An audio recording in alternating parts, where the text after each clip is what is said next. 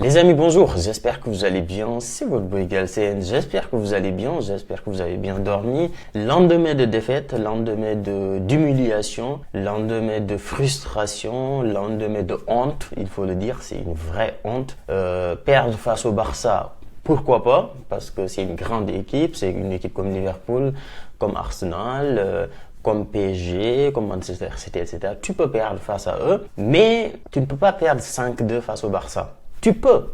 Techniquement, c'est possible. Tu peux même perdre 10-0 face au Barça. C'est possible, mais tu n'as pas le droit quand tu es le Real Madrid, quand tu es le grand rival du FC Barcelone, quand tu t'appelles le Real Madrid. Tu ne peux pas te permettre. Ça peut arriver, mais par contre, quand ça arrive, il doit y avoir des conséquences. Parce que c'est le football, c'est comme ça, tu peux perdre, ça peut arriver. Tu peux prendre des scores. On a battu le Barça 4-0 il n'y a pas longtemps, on a battu le Barça 4-1. Mais quand tu perds avec une aussi gros score, il doit y avoir des conséquences parce que le Classico, ce n'est pas un match anodin, ce n'est pas un match comme les autres. Et donc forcément, quand tu perds avec une aussi lourde défaite, forcément, il doit y avoir derrière des conséquences, il doit y avoir des leçons. On doit apprendre de quelque chose. On ne peut pas juste revenir le week-end prochain et se dire on a perdu 5-2 face au Barça en finale de Supercoupe. C'est pas grave, allez, on remet la même composition. Ancelotti qui reste à son poste, c'est pas grave, c'était un match comme ça, on l'a perdu, allez, maintenant on passe à autre chose, on remet la même équipe et on joue nos matchs tranquillement. C'est pas possible, tu ne peux pas faire ça, c'est impossible. J'espère. En tout cas, le Real Madrid que je connais, le Florentino Pérez, le président du Real Madrid, j'arrive pas à dire son prénom correctement, Florentino Pérez, que j'ai suivi depuis que je regarde le Real Madrid, ne peut pas accepter ça. Le Real Madrid, l'institution du Real Madrid ne peut pas accepter ça. Les joueurs ne peuvent pas accepter ça. Donc c'est impossible. On ne peut pas revenir week-end prochain et se dire, bon ok, on a un prochain match, on joue tranquillement. Et la défaite, allez, on oublie, c'est passé. On a perdu 5-2 face au Barça, c'est pas grave. Allez, maintenant on passe à autre chose, on continue notre saison, etc. C'est pas possible. Tu ne peux pas faire ça. Ou en tout cas, si tu le fais, franchement, moi personnellement, ça va me décevoir. Franchement, si on fait ça, ça va me décevoir. Parce que une défaite face au Barça, ce n'est pas une défaite comme les autres. Une défaite en Supercoupe, en finale de Supercoupe, dans un Classico, tu prends 5-2 face au rival, face à ton ennemi juré. Tu ne peux pas juste revenir comme si c'était un autre match et que maintenant c'est fini, on passe à autre chose. Ce n'est pas possible. Donc pour moi, il doit y avoir des leçons à tirer de ce match-là, il doit y avoir des conséquences. Et les conséquences, ça peut être beaucoup de choses. Moi, personnellement, je vais vous dire mon souhait, ce que j'ai envie. Maintenant, la réalité, c'est que c'est Pérez qui va décider de ce qu'il veut faire derrière. Et je vous donnerai également mon avis sur ce que je pense réellement qui va se passer. Donc, moi, je vais vous donner mon avis. Dites-moi d'ailleurs dans les commentaires et avant, mettez-moi des gros likes, abonnez-vous. Mais je vais vous donner mon avis. Je vais vous dire ce que je pense. Pour moi, ce qui doit se passer. On a perdu 5-2 cette année, on a perdu 4-0 face au Barça. Et le Classico suivant, c'est même pas 3 Classicos après ou bien 2 Classicos après ou bien à la fin de la saison. Non, c'est qu'on a perdu 4-0 au mois d'octobre. 3 mois après, on perd 5-2 face au Barça. Ton ennemi juré, il faut le dire, hein. Le Barça, c'est l'équipe qu'on déteste le plus au monde. C'est pas... tu peux détester Manchester City, tu peux détester le PSG, etc. Tout ce que tu veux. Barça, c'est le match qu'il ne faut pas perdre. Non seulement c'est le match qu'il ne faut pas perdre, mais en plus de ça, tu le perds en étant humilié. Premièrement, on t'humilie complètement dans ton stade, 4-0. Ensuite, tu vas en Arabie Saoudite, où les supporters du Real étaient majoritaires dans le stade, on l'a vu. En plus de ça, en finale de Supercoupe, tu prends 5-2 dans un match où le Barça a reçu un carton rouge à la 54e minute. Mais malgré ça, tu prends 5-2. Pour moi, les conséquences sont très simples. Ce que je souhaiterais, encore une fois, je vous donne ce que je veux. c'est pas ça qui va se passer. Mais moi, ce que j'aimerais, c'est qu'on vire Carlo Ancelotti parce que je pense qu'il a fait ce qu'il pouvait faire pour le Real. Encore une fois, là, je parle vraiment comme un footix. En gros, c'est vraiment mon envie. C'est pas ça qui va se passer. Je vous donnerai après mon avis sur ce qui va se passer réellement. Mais aujourd'hui, si je devais décider en tant que supporter, parce que oui, en tant que supporter, on ne voit pas derrière les conséquences économiques, on ne voit pas derrière tout ça. Je ne suis pas là pour parler de conséquences économiques. Je ne suis pas là pour parler de oui, on ne peut pas faire ça parce que non. Je vous dis juste en tant que supporter, sur ce que je vois, les fautifs, etc., sur mon analyse depuis le début de la saison, pour moi, on doit virer Carlo Ancelotti. Parce que pour moi, il est dépassé par le football et j'ai l'impression que son message ne passe plus dans le vestiaire. Tactiquement, on ne voit aucun travail. Offensivement, on ne voit rien. Défensivement, on ne voit rien. En termes de choix des hommes, il y a un vrai problème. On ne sait pas trop ce qu'il veut. Tu as un défenseur qui est là, qui sort de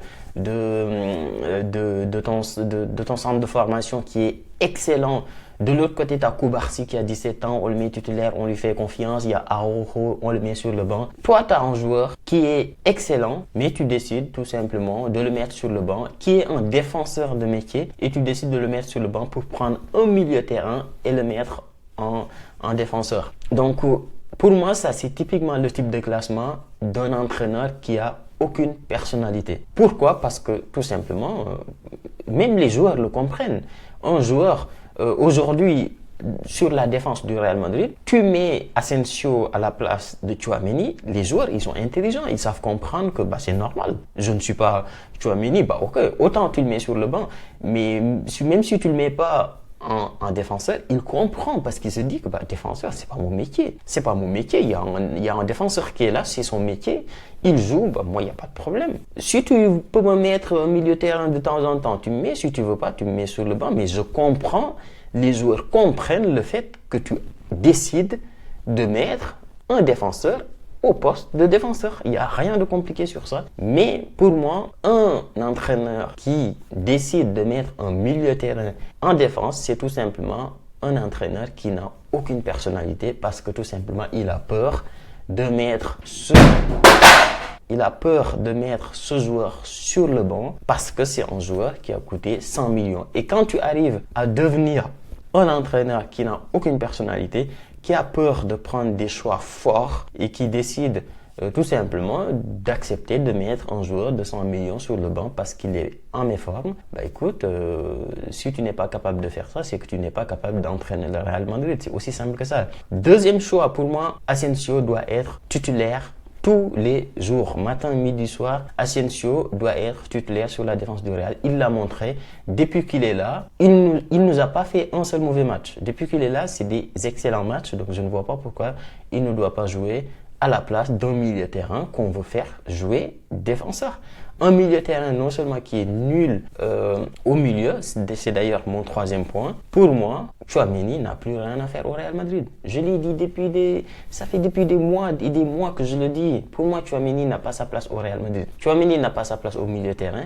Mais en plus de ça, tu veux le faire jouer en défenseur central, c'est pas son poste. Il est complètement perdu et forcément, c'est encore une catastrophe. Et on l'a vu lors du match d'hier, lors de ce classico où on a pris 5-2, on l'a vu que Tchouaméni n'est pas un défenseur. Troisième point ou quatrième, je m'en fous, j'en ai rien à foutre. Troisième ou quatrième point, Ferland Mendy n'a rien à faire au Real Madrid. C'est bon, avant c'était oui, Ferland Mendy, on doit le mettre parce que défensivement, il n'y a personne qui est meilleur que lui au Real. Défensivement, il n'y a personne qui passe devant lui. Maintenant, c'est plus le cas. C'était le seul argument. Le seul argument qu'on avait avant pour mettre Mendy titulaire, c'était parce que défensivement, il était solide. Maintenant, défensivement, il n'est pas solide et donc il n'a plus sa place titulaire. C'est aussi simple que ça. Il est nul offensivement, mais ça, on le sait depuis des siècles. Maintenant, il est nul défensivement. Donc, tu n'as plus ta place. C'est aussi simple que ça. Quatrième ou cinquième point, j'en ai rien à foutre. Je ne me rappelle plus.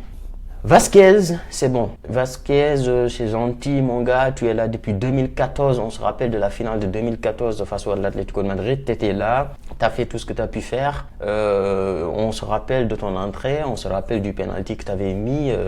Voilà, sans stress et tout. D'accord, c'est très bien. Mais mon gars, dépanner de temps en temps au poste de latéral, why not? parce que parfois, face à des petites équipes, tu viens dépanner, même si tu n'es pas latéral. On l'a vu, Valverde, il a joué latéral, il a été bon. Kamavinga, il a joué latéral, il a été bon. Mais ça, c'est pour dépanner sur quelques matchs. Mais être le latéral du Real Madrid du début jusqu'à la fin de la saison, alors que tu n'es pas un latéral de métier, je ne comprends pas comment Pérez accepte ça. Je ne comprends pas comment un entraîneur même comme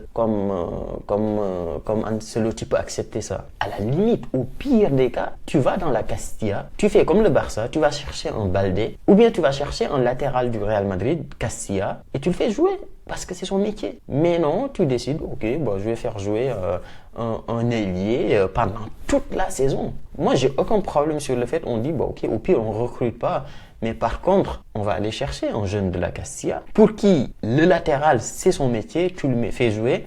À la limite, pourquoi pas? Mais tu ne peux pas faire jouer un mec qui n'est pas latéral de métier pendant une saison entière. Pour dépanner de temps en temps, c'est possible. D'ailleurs, il peut faire des très bons matchs de temps en temps. Mais faire jouer Vasquez pendant toute la saison en tant que latéral, ça, je ne suis pas d'accord. Donc pour moi, Vasquez, c'est gentil, mais en tant qu'ailier, il n'a plus sa place au Real. En tant que latéral, ce n'est pas possible. Pendant une saison, ce n'est pas possible. Donc pour moi, il faut le virer. Et ensuite, donc pour moi, c'est les 4 principaux problèmes du Real Madrid. Ancelotti, Tchouaméni, nul à chier, à virer, Vasquez et Mendy. C'est les 4 problèmes du Real Madrid. Maintenant, composition et tout, on va pas en parler de qui doit jouer, etc. Pour moi, on doit revenir au 4-4 de Losange qu'on connaît. Mais ça signifie que tu dois mettre soit Rodrigo sur le banc, soit Vinicius, soit Mbappé, etc. Et ça, c'est compliqué. Mais c'est le travail de l'entraîneur, c'est pas mon travail. L'entraîneur, il est là, il est payé pour ça. Et Ancelotti n'est plus capable, donc pour moi, il doit se barrer. Maintenant, la réalité, c'est que tout ce que je viens de dire, c'est ce que j'ai envie. Mais c'est pas ça qui va se passer. Ancelotti ne partira pas tout de suite. Vous êtes fous. Il va pas partir. Ouais. Il va pas le virer. Pérez, il va pas le virer en pleine saison, c'est impossible. Donc Ancelotti ne va pas partir. Tchouaméni, bon, apparemment le vestiaire, même le vestiaire du Real Madrid, ils en ont marre de lui. Apparemment, il y a certains joueurs, ils en ont marre de lui. Je sais pas ce qui va se passer. Je sais pas si il va continuer à le mettre défenseur central en étant têtu, parce qu'il est têtu. Hein. Là, le dernier match, là, le Classico, on l'avait tous vu le match là, il y a 3 jours ou 4 jours lors des demi-finales de la Supercoupe. Là. On l'a vu, Tchouaméni, il était blessé, il est sorti, Asensio, il est rentré, il a fait un excellent match. Tout le monde s'est dit, bah ok, la finale, il mettra Asensio peut-être parce qu'il a quand même montré qu'il a le niveau. Bah non, il l'a pas mis, il a mis Tchouaméni. Donc pour moi, ça me surprendrait pas que les prochains matchs, il remet encore Tchouaméni, ça me surprendrait pas, franchement. Ancelotti, il est capable de tout. Et je ne sais pas ce qui va se passer. Très sincèrement, je ne sais pas ce qui va se passer. Parce qu'avec Carlo Ancelotti, il est capable de tout. Il est capable de tout. Il est capable de revenir samedi prochain et te remettre exactement la même équipe. Parce que c'est sa philosophie. Lui, sa philosophie, c'est j'ai une équipe et il n'y a rien qui va me faire changer d'avis. Vous pouvez pleurer tout ce que vous voulez. Ça ne me changera pas. C'est ma composition et ça sera comme ça. Donc dites-moi les gars, vous, ce que vous pensez de la situation du Real. Pour moi, personnellement, je vous ai donné mon avis. Pour moi, il doit y avoir des conséquences, des leçons. Et parmi ces leçons-là, c'est que Tchouaméni ne doit plus jamais rentrer sur un terrain du Real Madrid. Vasquez, on doit le mettre sur le banc s'il le faut aller chercher. Si on veut pas recruter, si on arrive à recruter un très bon défenseur, Arnold et tout ça, je suis totalement d'accord. Si tu n'arrives pas à recruter, il faut aller chercher un jeune de la Castilla et le mettre. Ferland Mendy, pour moi, maintenant, c'est bon. Il faut laisser Fran Garcia. Certes, Fran Garcia, il a des niveaux, il est comme ça. Mais je préfère un latéral qui monte et qui fait des centres parfois et qui est capable de faire des erreurs défensives de temps en temps qu'un défenseur latéral comme Mendy qui ne sert strictement à rien en attaque. Il sert à rien. Mais genre vraiment, littéralement, il sert à rien. Donc, je préfère Fran Garcia. Certes, c'est pas le meilleur défenseur latéral au monde. Il n'est pas non plus excellent, mais je le préfère à Ferland Mendy.